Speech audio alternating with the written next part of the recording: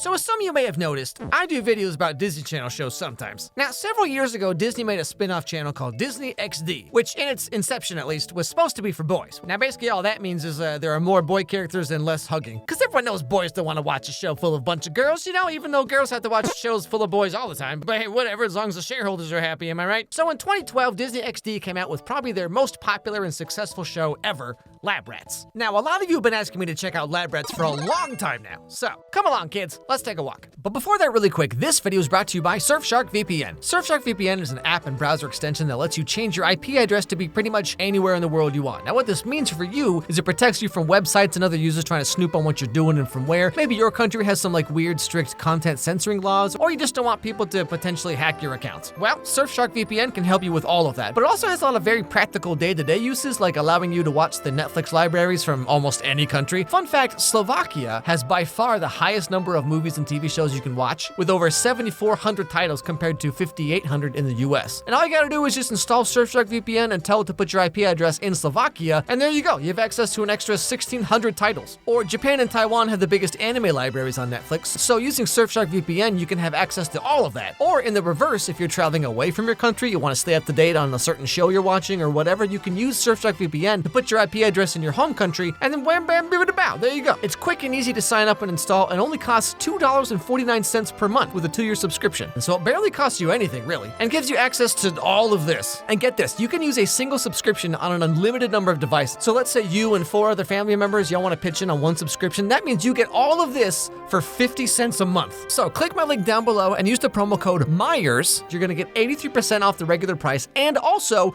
3 months free as an extra bonus. So click my link and sign up today. Okay, back to the show. Welcome to your new home, Mrs. Davenport. Oh, why, thank you, Mr. Davenport. Absolutely, Mrs. Davenport. We get it. You got married. It's getting old. You got this big house just from inventing things? Oh, this? Oh, no. My family's already rich. I just bought my way into a bunch of products and services that were already successful, and now I just spend my time posting rage comics on social media, so it all worked out. But okay, so this is our main character, Leo. Now, Leo's mom just married this guy, Donald Davenport, the local Salt Lake City billionaire, who's known for inventing little things like holodecks from Star Trek. Davenport Industries' first completely interactive 3D TV.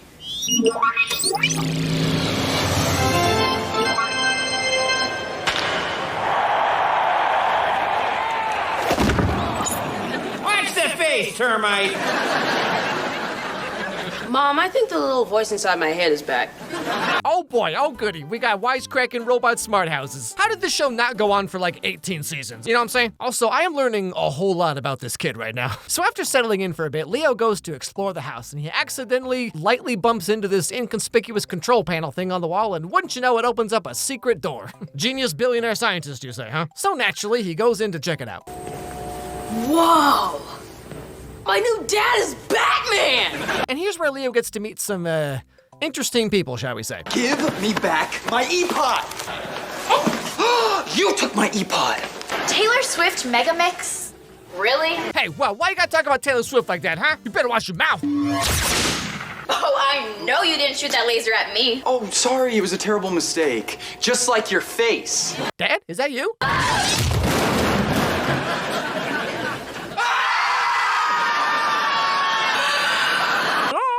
So we come to find out that these three are part of some secret experiment that Donald is doing to make genetically modified bionicle super kids to, like, fight crime or something. Part of a secret project I've been developing. Genetically engineered superhuman siblings. So they're robots. Tasha, they're human. I've just given each of them a unique set of bionic abilities controlled by a microchip implant in their necks. Yeah, you know, if you think about this for like 3 seconds, okay, like this dude literally just has bionic slave children in his basement. And throughout the episode, we get to learn that they've been down here their entire lives. They've never gone to school. They have no idea how any of the outside world is. They've never even gotten to experience the majesty of watching a Twitch streamer react to a YouTuber talk about another Twitch streamer's tweet. I've created this place so they can train in the utmost of comfort and technology. technology. They have to stay down here for their own safety. This is all very top secret. I want to go to the pyramids. I want to go to Paris. I want to go upstairs. So this dude just has these kids here, right? Either he got them from somewhere, or he made them, or he made them. You know what I'm saying? Either way, this is the most messed up thing I have ever seen. And it's all just played off with a laugh track. These are my biologically regulated atmospheric chambers where my bionic creations live and sleep and eat. Hilarious. So this is the setup of the whole show, right? You have Donald Davenport, who has enslaved 3 human children in his basement, and his new wife and her son Leo, who has the most bizarre t-shirts I've ever seen. Anyway, so now it's time for Leo to go to school. But like I said, none of these bionic kids have ever set foot outside the lab in their whole 14 years or whatever. All we do is eat, sleep, and train for missions. We're like human lab rats. Oh, he said the name of the show in the show? So as you can probably imagine, they really want to try going to school, you know, see what all the fuss is about. Well, I better get ready for school. Ooh, I have always dreamed about going to school. Passing notes, going to prom. Yeah, you know, I tried the whole passing notes thing myself, and trust me, that is a road to disaster, my friend. Something, something, your face is prettier than a new pair of snow tires, something, something, no one else sees the real you like I do because I stare through your window every night. Something, something, do you like me too? If yes, write me a note. If no, do a backflip at lunchtime. And the next thing, I'm just sitting there eating my rectangle pizza, you know, and she just, wah! Anyway, so they're all like, golly gee whiz, Leo, we sure wish we could go to school. And then Leo's like, so why don't you just like leave and go to school? Well, shoot, why didn't we think of that? And so they walk right out the lab and just do that. I can't believe we're actually at school. I am so excited. Oh, my first lunch lady. She smelled like fish sticks. Hi, I'm Bree. I like ponies and girl things. Now, you see, this is 2012, okay? We're like peak Hunger Games mania right now. You're only allowed to like boy stuff, okay? Because that makes you better than other girls. Did you see that? I have besties. I can't wait to stab them in the back. Okay, all right. Every once in a while, this show just, it has a good one.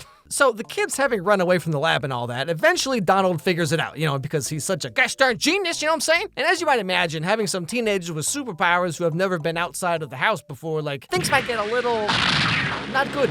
Because they're human, their emotions can trigger their bionics. If one of them gets a little nervous or upset or even a little bit too happy, they could take out everything from here to Tijuana.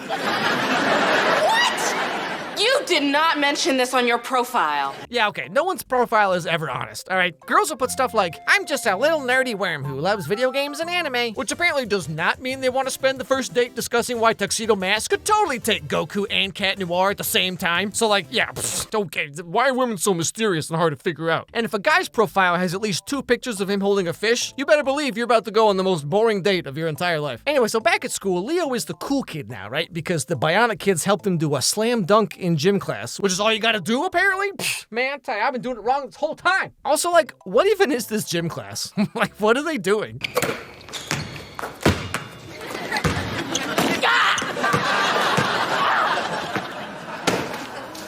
What do I do? Throw it.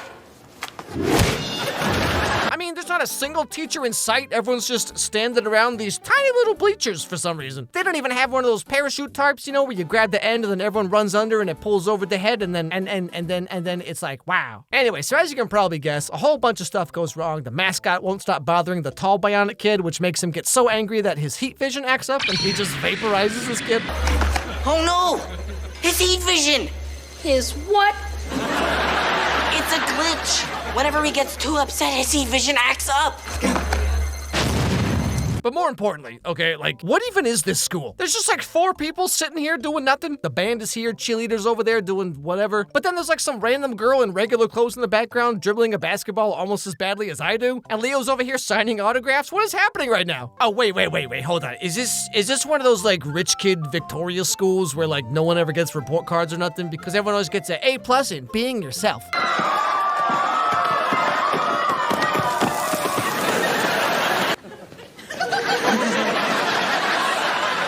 So, how was school? Anyway, so they all go home and their billionaire dad just gives them a real stern talking to about hanging out with normie kids. I had to write a check to that school for 30 grand to make this go away.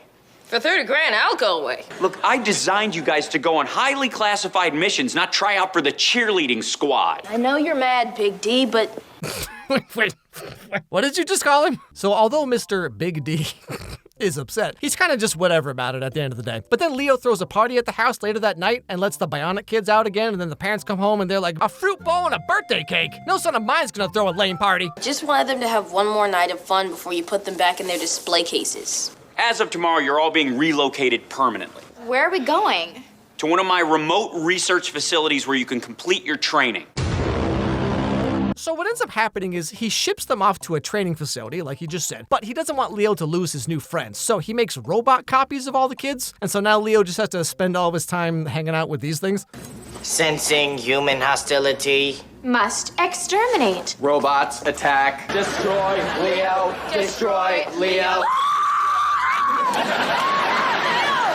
Leo, we're not robots. It's really us. We told the driver we forgot something and then we swapped the robots in our place. Whoa, bet you didn't see that one coming, did you? And so now they have to pretend to be robots around Daddy Large D. And since Mr. Ricardo Grande over here thinks that they're robots, he doesn't feed them anymore, right? So Leo has to snap into action and figure something out. Breakfast, you get wheat bread and a side of sugar packets. My favorite! 3, you get 2 old wings and a drumstick from the chicken shack. You can have the peel to my banana. I'm not eating a banana peel. You don't eat it, you just chew it till all the flavor's gone. You know, every time I think I got this kid figured out, he says something like this and just turns my whole world upside down. Now, Leo's mom is starting to get kind of creeped out by the fake robot, just kidding, not actually fake robot teenagers. But like, she married a billionaire scientist and is somehow surprised when he has killer robots in the house. I mean, come on, amateur mistake. Donald, I don't want them around. They're creepy. What am I supposed to do, just throw them away? Recycle them. Wait, you want me to take my genius technology and have it crushed and melted down and turned into hubcaps? No way. Either they go, or I turn your lab into my walk-in closet. What? Just imagine this was reversed for a second, right? Like, imagine some, like, hot genius billionaire science lady. She marries some, like, regular dude, you know, who's just like, wah. And he's like, yeah, so I know this is your life's work and everything, but, like, where am I supposed to put all these pictures of myself holding fish? Anyway, so he ends up sending the robot kids to be recycled because of the old ball and chain. But remember, they're not actually robot kids, they're real kids. So Leo freaks out and goes to save them from being recycled, but then he gets trapped himself, and so then the dad has to show up and save everyone, but it's all fine at the end of the day. But all the same, Leo wants to make it real clear that he is not going to give up on his friends ever again. Why didn't you tell us that Adam, Bree, and Chase were still here? Because I was trying to protect my friends. And I'm still gonna protect my friends. You wanna send them away? You have to go through me first. It's go time, little man. It's not the size of the dog in the fight, it's the size of the fight in the dog. Yeah, it's not about the size of the boat, it's about doing the hand stuff. I don't know, this is a weird Snapple cap. I've been focusing too much on training the superhuman side of you, and I forgot all about the human part. You're teenagers. And bionic or not, you deserve to experience teenager things like school and classes. Or being fed the worst garbage cafeteria food of all time and then having to hold your farts in for the entire rest of the day? Every high school kid deserves a medal. And all the same, that's pretty much how Lab Rats get started. I gotta say though, sometimes the show's pretty okay. Even kind of funny once in a while, okay? But sometimes it's just, it's kind of hard to watch, okay? Like, have any of you gone back to watch it lately, okay? Because this show is kind of rough. Ooh, I have always dreamed about going to school.